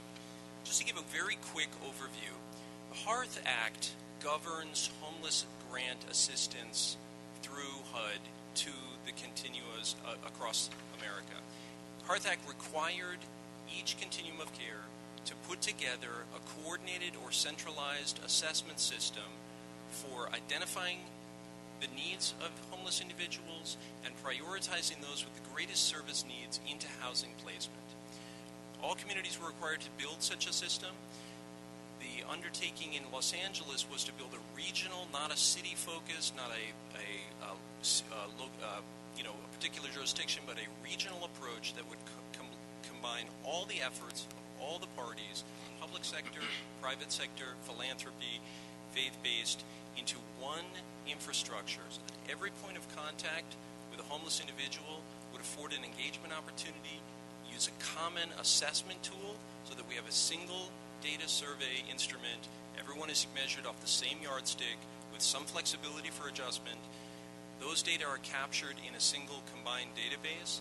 Individuals are prioritized based on their service needs, based and also on their capacity to receive housing resources that are specific to their needs. So, for example, an individual with HIV could be prioritized for a housing unit with HIV, and the system would automatically filter out those people who are not eligible for that housing resource. There's an inventory of permanent supportive housing resources and other kinds of service resources within that data structure, so there is a match, as was indicated, between the individuals with housing needs and a prioritized service level and the housing resource that's open and available. Those folks who are at the top of the registry are matched with a navigator to fill out their paperwork, get their identification documents, and stay with them through the housing placement process. There is a single combined application. We worked diligently with housing providers, with the other housing authorities to build a single combined universal application document that was a standard for everybody. That's prioritized. That's filled out by their housing navigator. The person is prioritized through housing placement and gets put into permanent supportive housing at the fastest pace that we can do. We in Los Angeles have built a national model system. There have been contributions from the community. It's really not just a top-down. It is very much a grassroots, bottom-up development of each system. They're based on the service planning areas across this county of Los Angeles. There are 8 service planning areas. Regional hubs have been built out to build out that network and infrastructure so that there's a comprehensive, combined, collaborative engagement across the entire county of Los Angeles. At this point, LASA is building a module within the HMIS data system to import all of those data into HMIS, so we will have the ability to it was originated on a different data platform, so we'll now have that within HMIS. We'll be able to use that cross-platform, very enterprise strength, and the ability to link those records back to individual engagements with other features of the continuum, like their encounters with shelter, for example. So it was selected as a model last spring by HUD and VA when they convened the 25 cities in America with the highest populations of homeless, and LA was really held up, our coordinated entry system was held up as a model for the nation for the development of such a system. That's my introduction to it, and obviously we have various elements that interface with it. So we have the data infrastructure at LASA. We are working to ensure that our shelter services link to the coordinated entry system. So we are putting out a new RFP for those services. They haven't been RFP'd for a while. In this, we're going to ask those providers to put together some reserve beds for those people who are being navigated through the process, so that we don't lose them in the stream of people who are unsheltered. We are working to connect all of the resources that we have and that we interface with the coordinated entry system, so there's a comprehensive network of those services.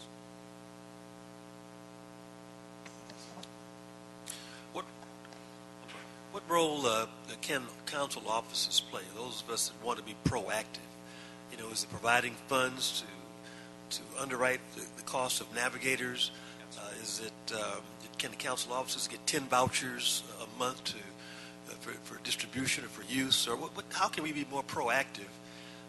To reckon the individuals that we identify, can they get a higher ranking on the total poll, the pecking order? How can council offices that want to more proactively deal with these problems that we're facing with on streets, on corners, and neighborhoods? What can the council offices do? Yes, that's an outstanding question. So the best thing to do is to ensure that your field staff are engaged with the regional coordinated entry system hub, so that if in CD9 is special services for groups is covering is the regional coordinator, and we would want to make sure that you're working very closely with those folks to the extent that you can provide funding for housing navigation. That's a good use of discretionary funding to connect with and help navigate people through the process. I would definitely speak to each regional coordinator to make sure that you understand what the local needs are. They do vary across the geography quite a bit. So what might be helpful in SPA 6, they need less of that in SPA 4. But working with those local teams, they're led by community-based organizations. They're currently funded by philanthropy. I think another excellent use of your authority within the council would be to approve the budgets that we asked for to expand the funding from the public sector to the coordinated entry system, so that we could start recognizing the need for this public infrastructure and building it out to scale. Just to amplify that, so we heard from Spencer, whose organization does some of the outreach in a spa for CES. There's some amazing groups throughout the county and city doing this, but this is a gigantic city and county, and we have nowhere near the amount of resources for outreach and having housing navigators that we need. So, Councilmember Price, yes, we need resources. Paying for a team of outreach workers in your district and having them work with your district staff to identify the high need areas, and that is going to help build this to scale. And that's really the next question. We have a system that can work, that's seen as a national model. It's really building it to scale so we have the resources to really take advantage of it. Mr. Price? Thank you. So I've got a couple of questions before we get on with the. I thought I sort of understood the system to be a certain way, and I think I'm a little confused. I'm in SPA 2, Service Planning Area 2. It goes all the way to the Antelope Valley, includes big chunk of the San Fernando Valley. So regionally, a very large sort of area. Yes. So when you speak to these regional coordinators, what I've been doing is I've been working directly with personnel at LASA to address issues that we've got in the district, to underscore Mr. Price's point about what council offices can do. But am I talking to the right person? Because my sense is that the LASA sort of folks, there are navigators to issues and challenges that we have in the district. But is there another hub that we should be connecting to? So, obviously, you're not wrong to work with LASA staff. We do navigate folks through that process, and we are contributing to that infrastructure from a personnel basis. We have an outreach team. It's not sufficient to the task of covering the geography, but we do certainly have them. But I would certainly encourage connection with LA Family Housing, which is the SPA 2 coordinated entry system lead, and the network of providers that they're building out to cover each of the areas within the SPA. That is one of the responsibilities for the SPA leads, is to build out an infrastructure so that there is some things everywhere. So we've given LA Family Housing space in one of my district offices once a week so that they can do this. So I am talking to the right. That's people. correct. Okay, so that's the regional coordinator for SPA 2. Okay. Now, I want to make sure I'm at the right place. And I think that's something that if we can do as council offices, as lend office space, so that we can sort of have that sort of service delivery at our hands. That's what we're doing in our Sunland Tahunga area. Let me ask you a question about sort of the coordinated entry system, just so I can understand it from a systems perspective. So that is essentially the umbrella. HMIS is an element or a subset of this entry system and platform? So HMIS is a data specification of reporting to HUD. It is basically our database for LAHSA managed HUD reporting systems that touch on homelessness. Within that, we've built out a module to house the infrastructure for the coordinated entry system. So it would be the survey instrument, the survey results, the encounters with individuals, tracking them through the permanent supportive housing placement process, and case conferencing capacity within the system. And so the system or the platform that we're calling the coordinated entry system, LAHSA is the keeper of that platform? As of Monday, so we're in the process of converting from the database platform that it was on to HMIS, so that would be one uniform standard. Okay, and so this system, how do we make sure that folks are plugging into it so that we, from a case management perspective, when I touch somebody versus somebody else in Spa 2, for example, touches the same person, we have essentially the cliff notes on what it is that is being done, needs to be done. Is that driven by the funding that, so if somebody's a recipient of a LAHSA grant, my sense is that HMIS are requisites, et cetera, but if there are other not-for-profits who aren't necessarily getting funding from you all, are they plugging into this coordinated entry system? So they are, and some non-funded agencies currently use HMIS. There are obviously one of the things that the coordinated entry system, the conversion into HMIS affords us is an opportunity to greatly expand the coverage, particularly for the outreach and engagement activities, because those were not activities that were typically funded. They were not activities that were typically recorded in a centralized data structure prior to the coordinated entry system. At this point, those records will be linked up with the rest of our homeless management information system data, and it will have an incredibly robust and granular set of information that covers this population.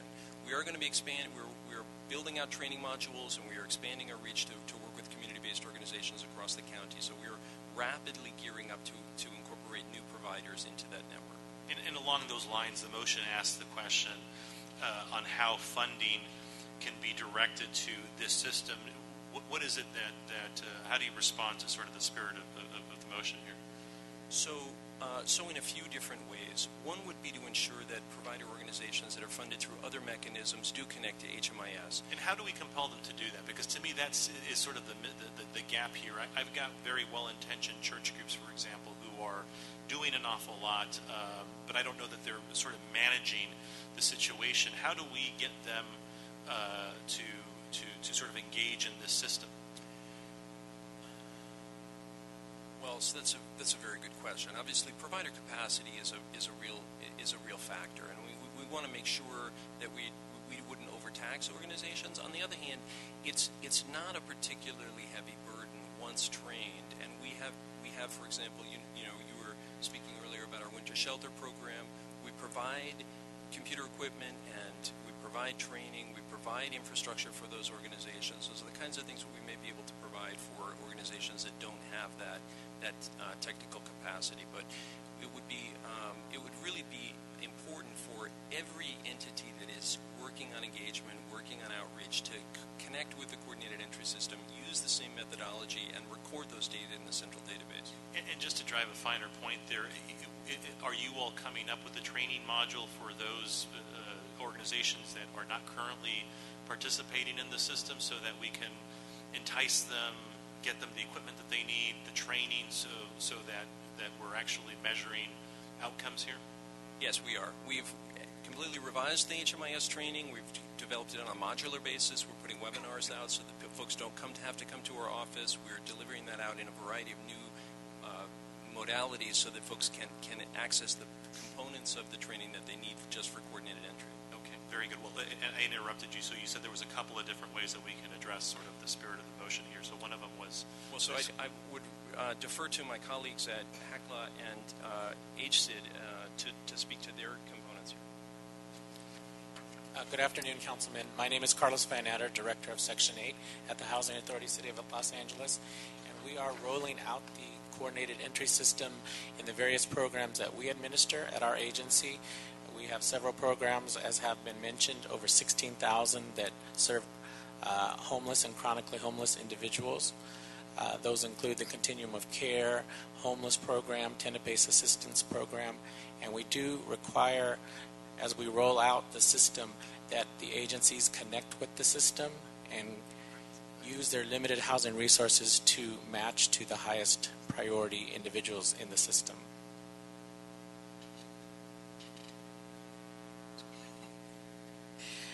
My name is Suzette Flynn. I'm Director of Monitoring Technical Services at Housing and Community Investment. And that doesn't say very much, but it actually oversees the money that the city provides to LASA and the Housing Opportunities for Persons with HIV program, which also deals with low-income people who are homeless and have HIV. But what I actually wanted to present on is the place that people who are chronically homeless, who have high needs, the best place for that is permanent supportive housing, and that is what HCID does. Since 2007, we have completed, or it's in the pipeline, 70 projects of permanent supportive housing that has 4,500 units, and half of those are for chronically homeless. Most of those projects have home investment partnership funds, federal funds, and most of them get rental subsidies from the Housing Authority. So the situation we have now is that the home program already has tenant selection priorities in them that mostly require either the initial applications or the initial vacancies are filled by a lottery process or chronologically by the date of application, which is a different system than coordinated entry. And so we need to change that system, and we are in the process of doing that so that we can use coordinated entry, so that we can align our process with the Housing Authority and the Home for Good process, and we are doing that through the development of a prioritization plan that will be included in the 41st year consolidated plan that will be coming to you soon. And through that process, we will be developing a tenant selection and tenant prioritization plan that will primarily use coordinated entry in the system that has been developed here for our community. And through that, we will do what the assessment is supposed to do, which is to target those who have the highest service needs, who are chronically homeless, with those permanent supportive housing units. And the prioritization plan will be for new units that are coming online and for the existing units that are there, because there are so many units that we have already. And if we don't use the coordinated entry system for those, then we're missing an opportunity. So that's basically what we are doing. We hope to have that developed fairly soon. We are working in tandem, obviously, with HACLA, with the Home for Good, with the county, actually with HUD, to make sure that we're in compliance with all the regulations. And HUD is very supportive of a coordinated entry system.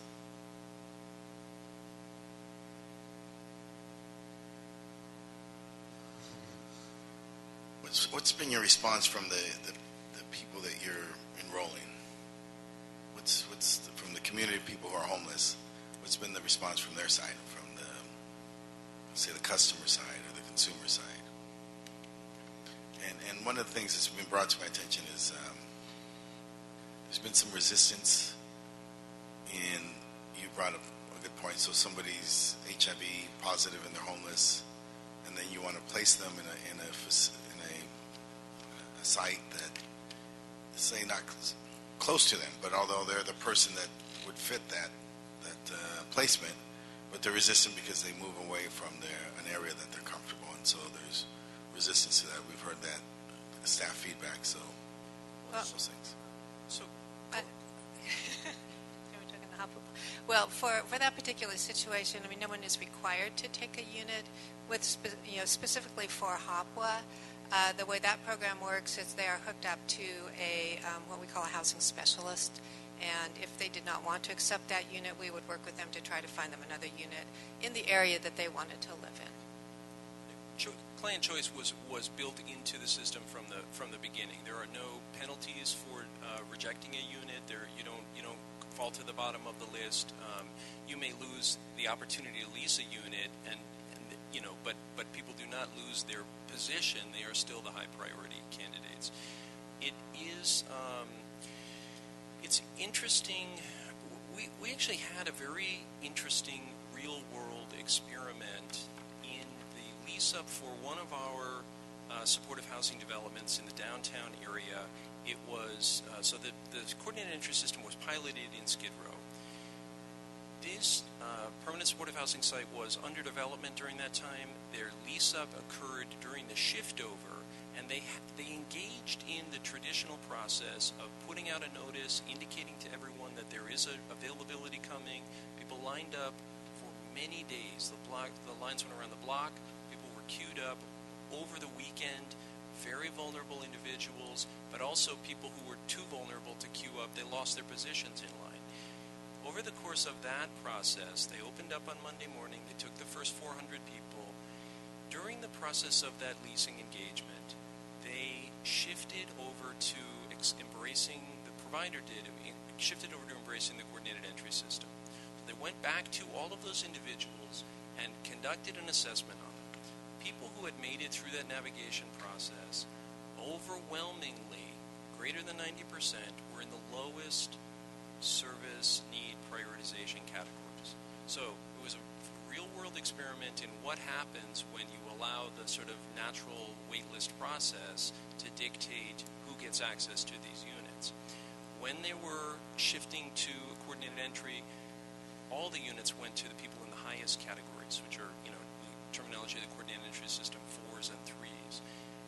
It would have been the vast majority were in the 2s and 1s categories. They meet the threshold requirement of being chronically homeless, but they do not have the depth of service need and the vulnerability that the folks who were otherwise prioritized by coordinated entry. So there's a tremendous shift in the way that people get access to permanent supportive housing, and shifting from the folks who are most likely to die on our streets to the folks who have enough internal resource or the fortune of having a good navigator to get through that process. So we ended up serving people with high services who didn't need it because they could wait in line and get through the system, and the people who couldn't do that weren't served. The other, go ahead. And one point I wanted to mention too is currently the Housing Authority has a waiver request in with HUD to allow us to use the coordinated entry system on a smaller geographic area rather than the whole city. We've asked HUD to allow us to use the SPA breakdown to assist people in the coordinated entry system.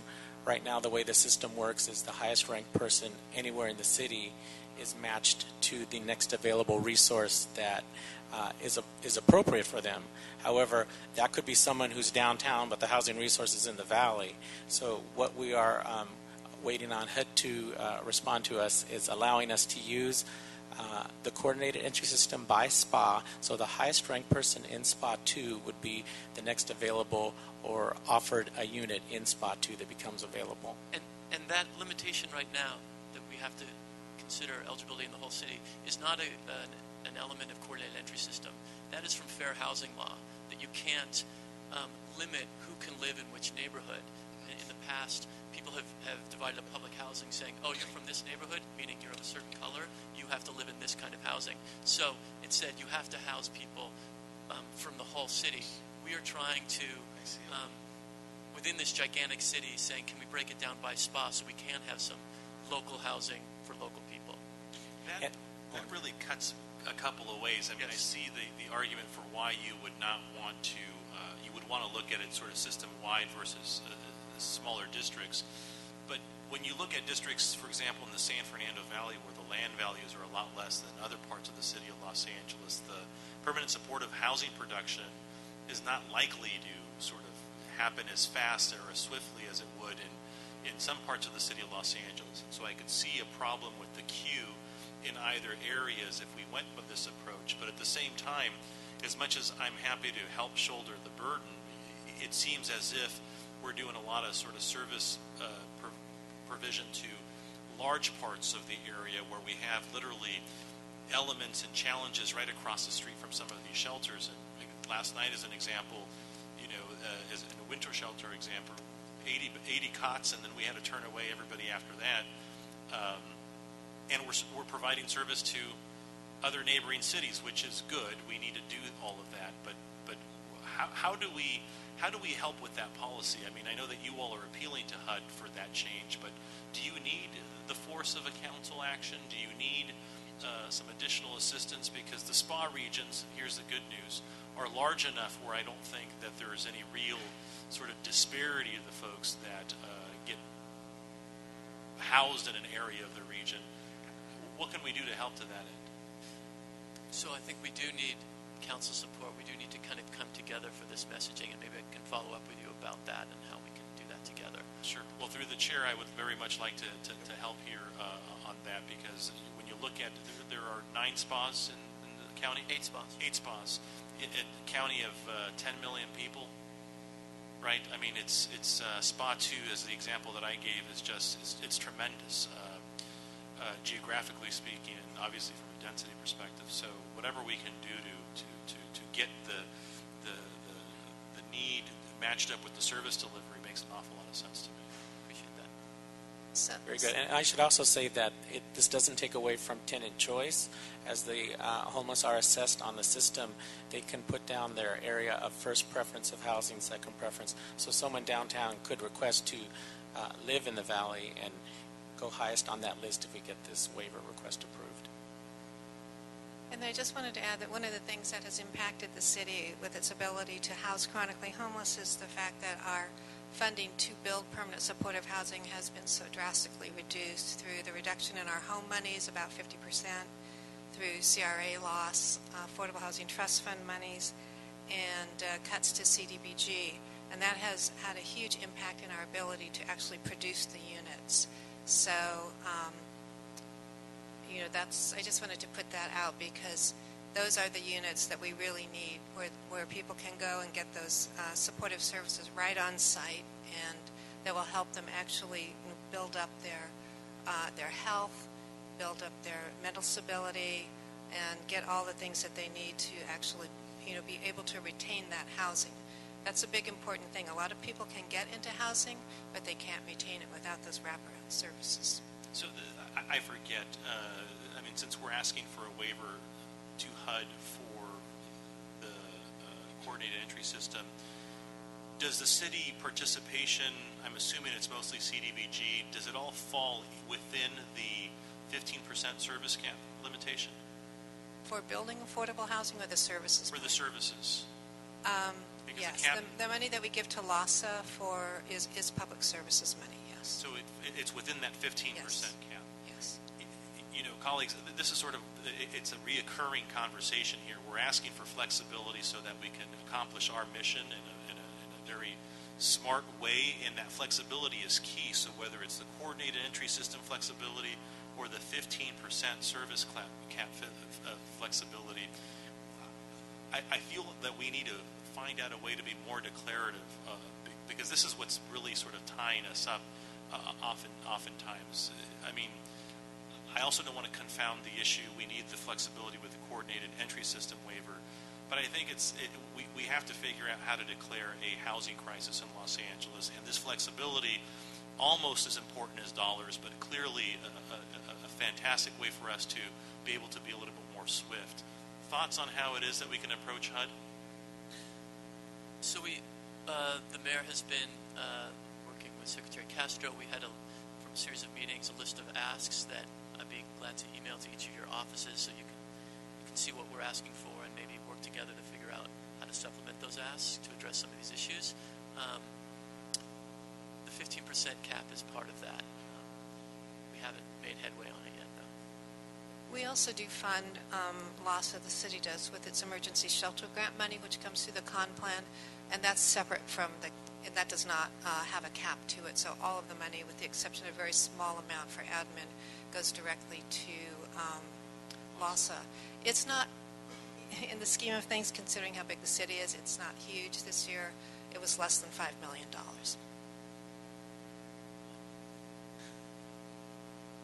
$5 million is a lot of money, but not given our problem.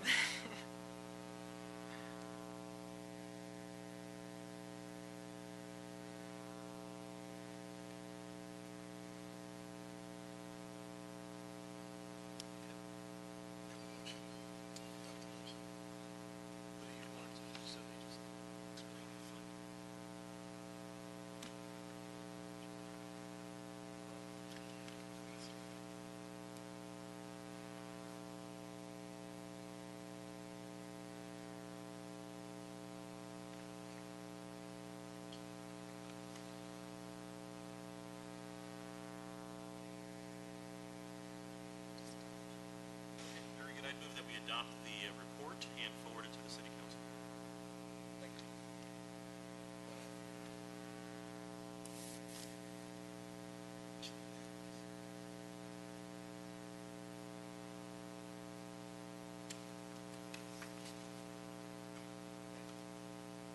you. Sir, the action was to approve the motion.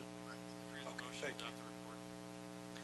That brings us to item number 5, which is a verbal update from the Housing Department relative to the case of Jones versus the city. Okay. So we have a public comment card. Is this right now? Becky Dennison, please.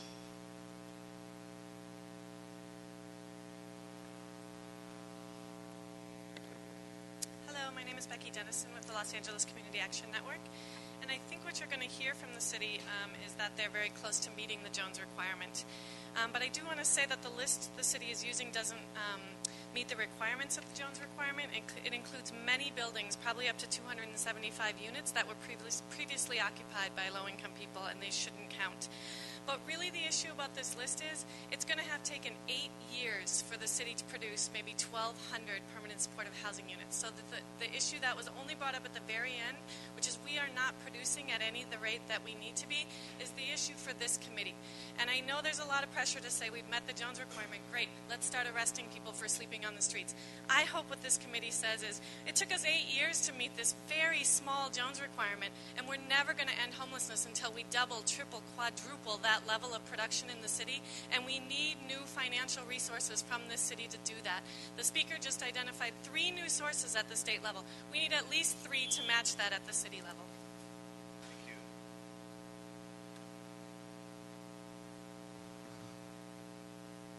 Sir. Good afternoon once again. The City of Los Angeles entered into a settlement as a result of a lawsuit from the American Civil Liberties Union. It's called Jones versus City of Los Angeles, wherein in that settlement it was the City of Los Angeles acknowledged that it was not producing sufficient number of units for chronic homelessness. So therefore, as a result of the settlement, the City of LA has put a prohibition on the municipal code that provides for the enforcement of not sitting, lying down, sleeping on public streets or sidewalks. And there's a moratorium on that until such time that the City of Los Angeles produces 1,250 units, 625 within the downtown Skid Row area, another 625 units in the greater City of Los Angeles area. These are chronic homelessness units that were previously never provided for chronic homelessness. They may have been low income, but the way the Jones settlement reads is for chronic homelessness. So, as Ms. Dennison indicated, we are close to that. We have actually exceeded the number of units within the downtown Skid Row area of 625 by producing 656 so far, and we are approximately 111 units short on the city-wide, which we should have that completed by September, October of 2015 this year. So at that point, we'll have completed that. We've got other projects in the pipeline that will produce additional units above and beyond that. But as far as the matter of the Jones settlement, we'll have achieved those numbers. It will require going back to the Ninth Circuit with the plaintiffs and getting release of that. And then thereafter, it'll be a city policy as to what it's going to do at that point with the municipal code that would basically make it illegal for individuals to sleep on sidewalks or streets between 9 p.m. and 6 o'clock in the morning.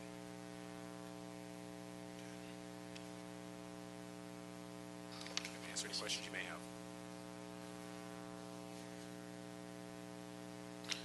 Well, that's the minimum for our compliance with the Jones case. Clearly, I don't think you believe it's the optimum or anywhere near where we need to be with respect to both downtown and the greater outside downtown area. I would agree 100%. That's not even close to where we need to be. Thank you.